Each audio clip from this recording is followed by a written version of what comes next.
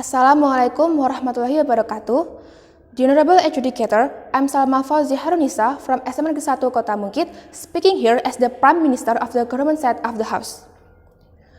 Mr. and Mrs. Speaker, our education system in Indonesia nowadays gather the students to study in classroom based on their age. For the example, first grade of elementary school is for 7 until 8 years old kids.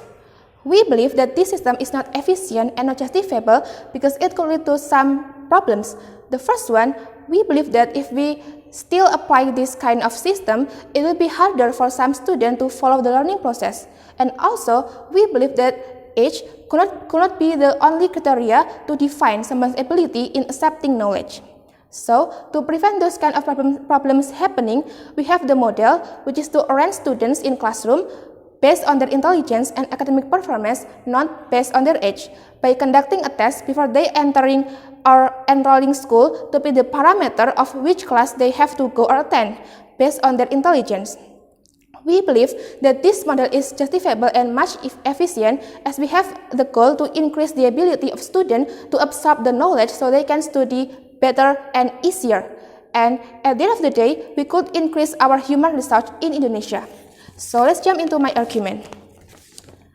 I believe that education is for everyone, but the way we have to give it to the students could be and should be different.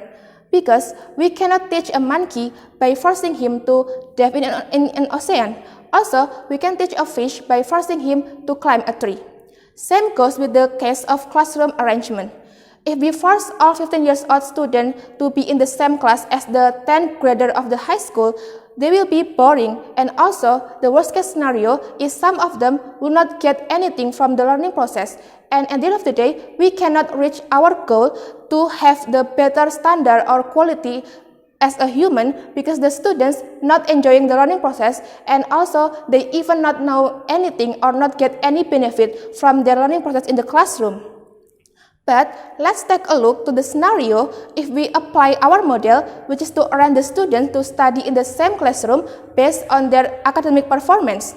The first one, we'll take a look to the A student, those students who often get a best or high grade, those students who can learn and understand faster than others. If they being in the same class with the other same A student, they can still study with their fast pace and not having to waiting for their friends to moving into the next chapter.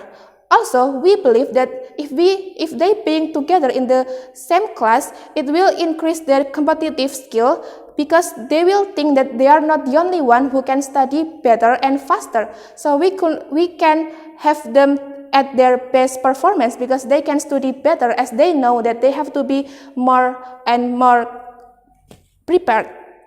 Also, the scenario to the student who find it hard to understand a lesson, the student who need a little bit more time to understand a material.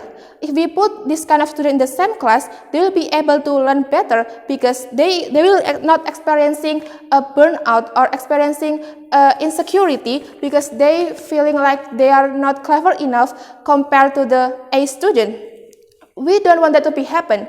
We want them to still being motivated because we know that all humans are clever. And also, for the teacher, they can give a special attention to this kind of student and also motivating them by giving a specific teaching method that could help the student learn much better with the interactive videos, mind mapping, etc. So, what will we get with this model? The first, we get positive mindset and better study environment for the student because they will not experiencing such an insecurity, and also they will still can learn better with their own study pace. Also, we can get a student who can learn better and get more motivated and get more attracted to the lesson given by the teacher because they already know what should to do and they already feel motivated enough. Also, for the teacher, the teacher will eventually know what should they do because they already know this kind of student and their kind of study method. So, which one would you prefer? For the sake of the education in our nation and for the sake of increasement in our human research, We believe that our model is the best solution to prevent this kind of problem I mentioned before happening. So I'm really proud to say that I am agree with the motion to arrange the student to study in the same classroom based on their academic performance, as we have the goal to increase our human research and to have the better education standard in Indonesia. That's all from me. Thank you very much. Wassalamualaikum warahmatullahi wabarakatuh.